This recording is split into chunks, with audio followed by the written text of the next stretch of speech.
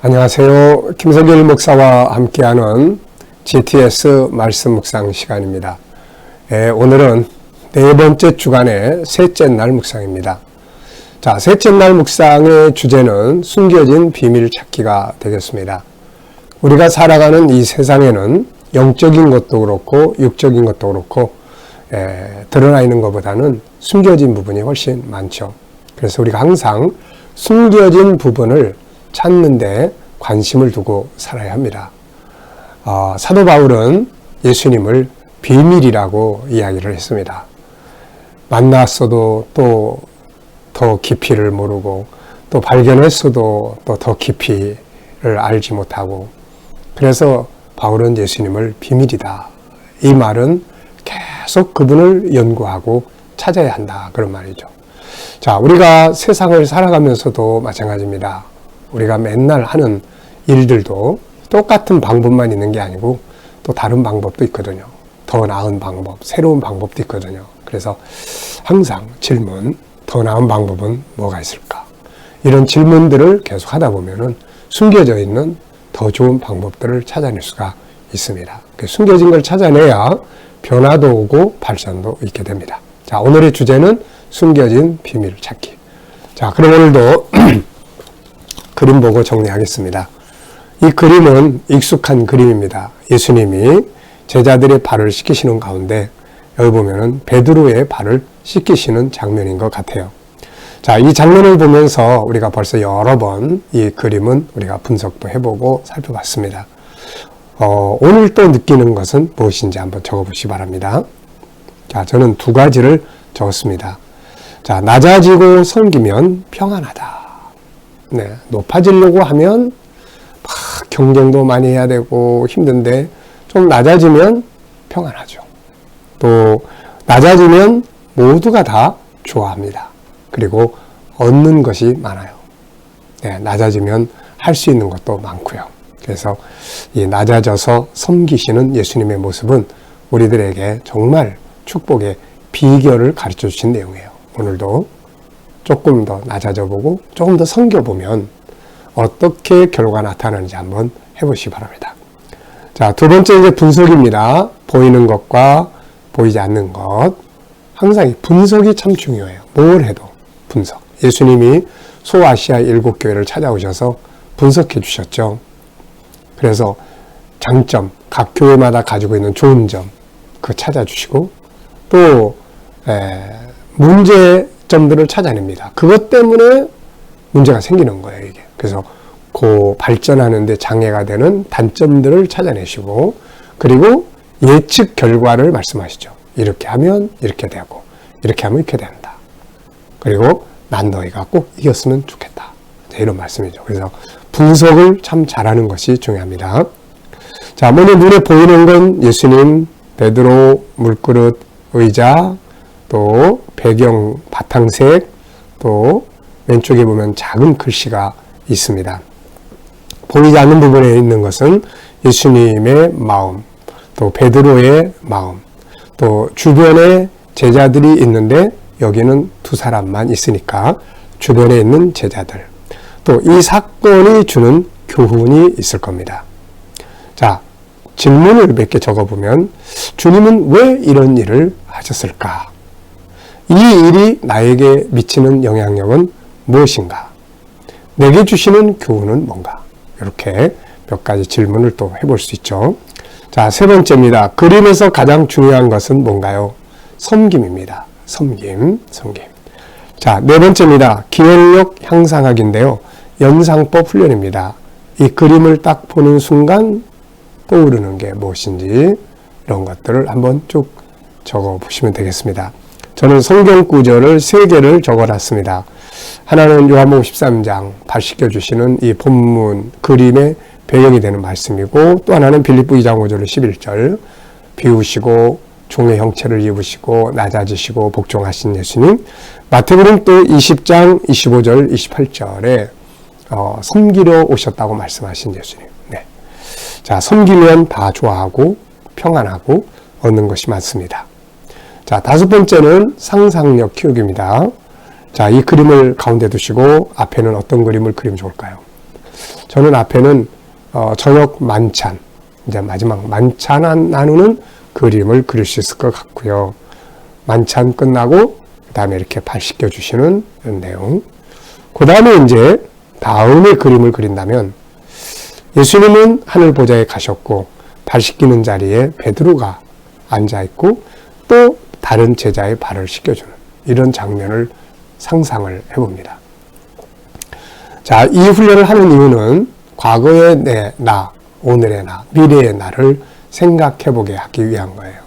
과거의 나의 삶이 오늘의 나를 만들었고 또 오늘의 내가 지금 살아가는 삶은 내일 1년 뒤 또 10년 뒤에 나를 만들게 됩니다. 그래서 우리는 항상 미래를 준비하며 사는 것이 필요하죠. 자, 오늘도 우리 본문 말씀을 다 같이 한번 읽어보겠습니다. 마태복음 20장 25절로 28절입니다. 예수께서 제자들을 불러다가 이르시되 이방인의 집권자들이 그들을 임의로 주관하고 그 고관들이 그들에게 권세를 부리는 줄을 너희가 알거니와 너희 중에는 그렇지 않아야 하나니 너희 중에 누구든지 크고자 하는 자는 너를 섬기는 자가 되고 너희 중에 누구든지 으뜸이 되고자 하는 자는 너희의 종이 되어야 하리라. 인자가 온 것은 섬김을 받으려 함이 아니라 도리어 섬기려 하고 자기 목숨을 많은 사람의 대속물로 주려 함이니라. 아멘.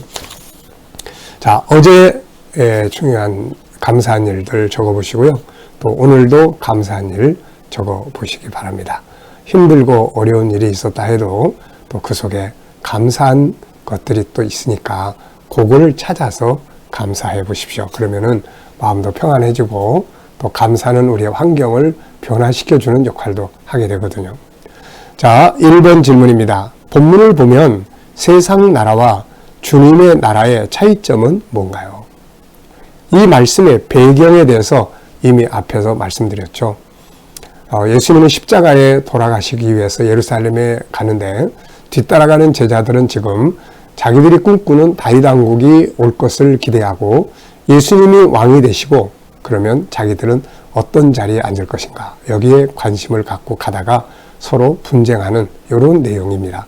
그래서 그런 상황에서 예수님은 제자들을 따로 불러다 놓고 세상 나라 25절에 세상 나라는 사람들이 지배하고 또 다스리고 또 임의로 주관하고 이제 이런 것이다.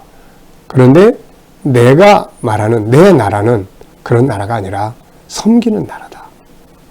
네, 종이 되는 나라다. 그러면서 천국의 왕이 되신 예수님께서 내가 세상에 온 것이 바로 그런 목적을 이루기 위해서다. 이렇게 말씀을 하시는 내용이에요. 그래서 세상 나라는 약육강식의 제도가 지배를 합니다. 그래서 이 강한 자가 약한 자를 지배하죠. 그래서 다 높은 자, 강한 자가 되려고 합니다. 그러다 보니까 지배받는 사람들은 또 얼마나 힘들겠어요. 그 고통이 있는 거죠. 근데 주님의 나라는 섬기는 나라예요. 이렇게 섬기는 나라. 네, 종이 되는 나라.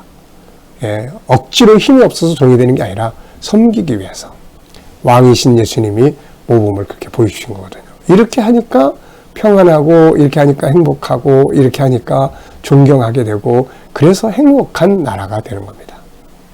우리의 가정에서 직장과 삶의 현장에서 이렇게 하나님 나라를 사는 그런 삶을 만들어 보시기 바랍니다. 자, 두 번째입니다. 본문의 말씀, 섬김, 낮아짐을 우리가 살아보기 위해서 할 수 있는 일들은 뭘까요? 막 엄청나게 큰 걸 생각하지 말고 자, 일단 먼저 인사하는 거. 이런 것도 참 좋은 거예요. 먼저 인사해요. 낮아져서 먼저 인사해요. 상대방이 인사하거나 안 하거나 먼저 하고 또 고마워하고 감사하고 또 상대방을 높여주는 거죠. 좋은 점, 잘하는 점 이런 거 찾아가지고 칭찬해주고 높여주는 거예요. 인정해주고 또 내가 이렇게 봉사할 일을 먼저 찾아서 봉사해주는 거죠. 이런 것들이 바로 섬겨주는 겁니다. 그러면 아주 기분이 좋죠, 다.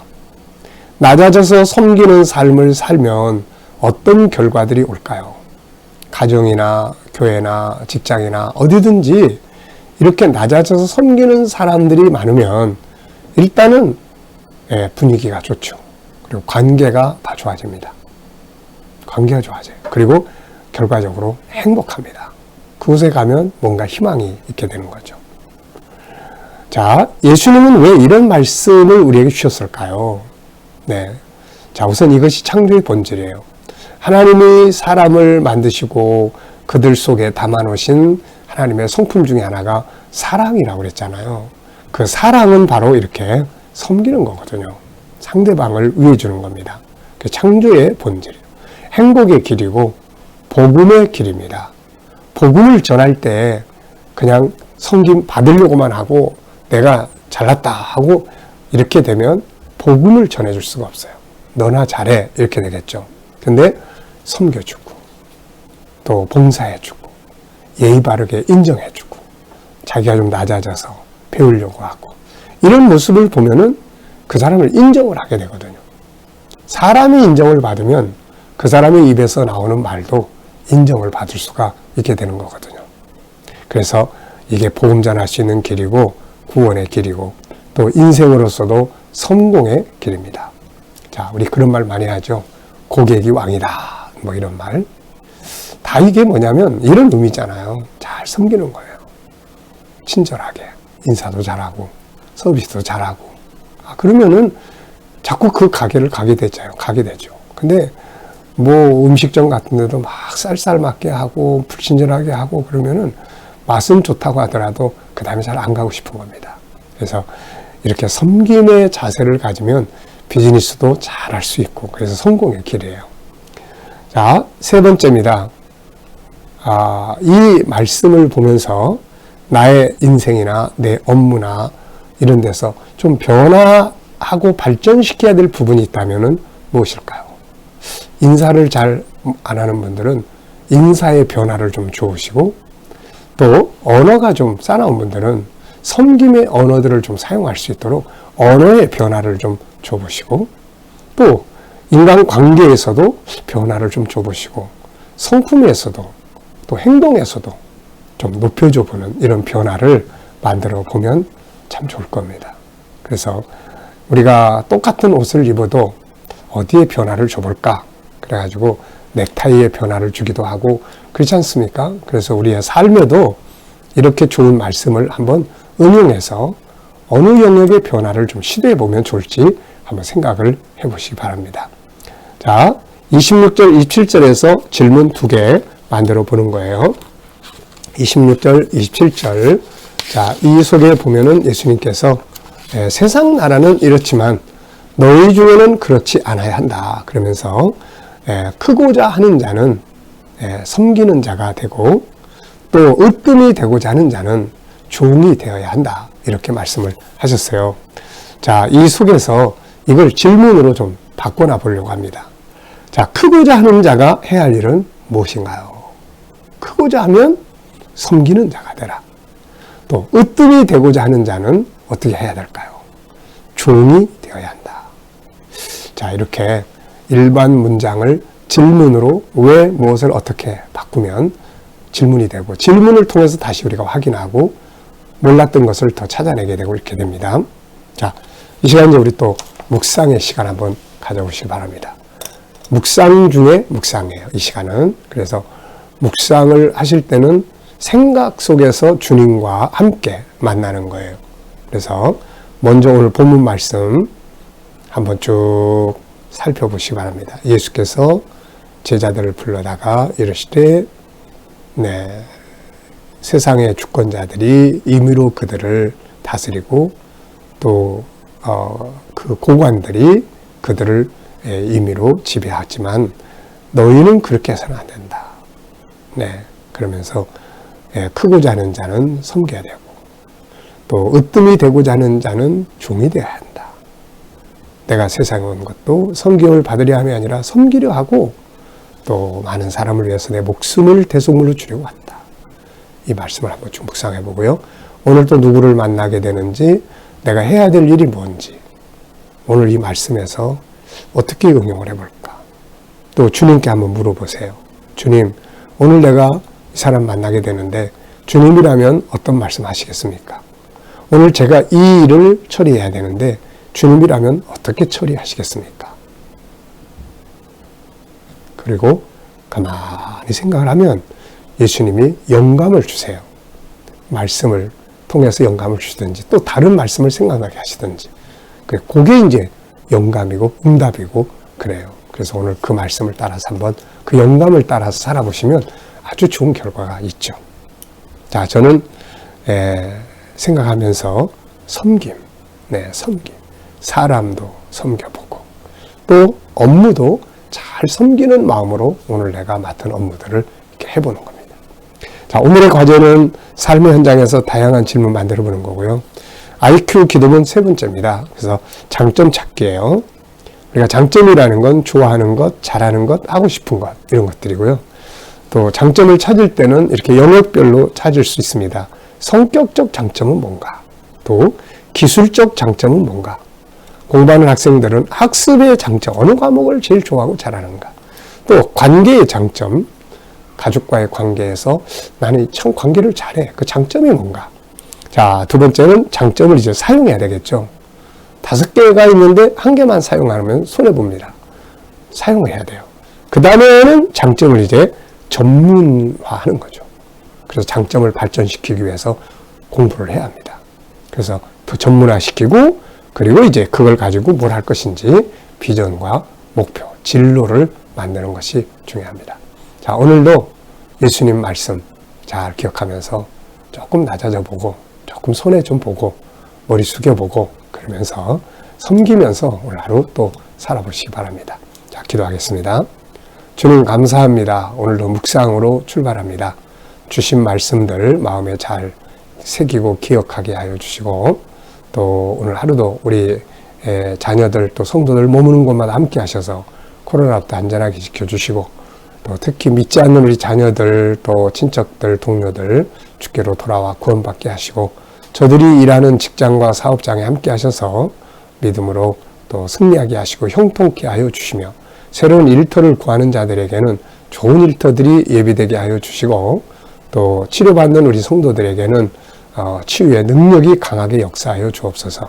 오늘 이 나라와 민족이 함께하여 주시고 지도자들에게 지혜를 주셔서 나라를 화평하고 바르게 이끌어가게 하여 주시옵소서. 주님 또 세계 곳곳에 있는 선교사님들과 저들의 사역 중에 함께하여 주시고 또 이 코로나가 속히 세계 속에서 소멸돼서 천국 복음 들고 세계 속에 나아가게 하여 주옵소서. 오늘은 우리 자녀들과 성도들 저희들의 장점을 위해 기도합니다. 각자가 가지고 있는 장점들 잘 찾아서 장점을 사용하고 더 발전시켜서 전문가들이 다 되게 하여 주옵소서. 감사하며 예수님의 이름으로 기도하옵나이다. 아멘.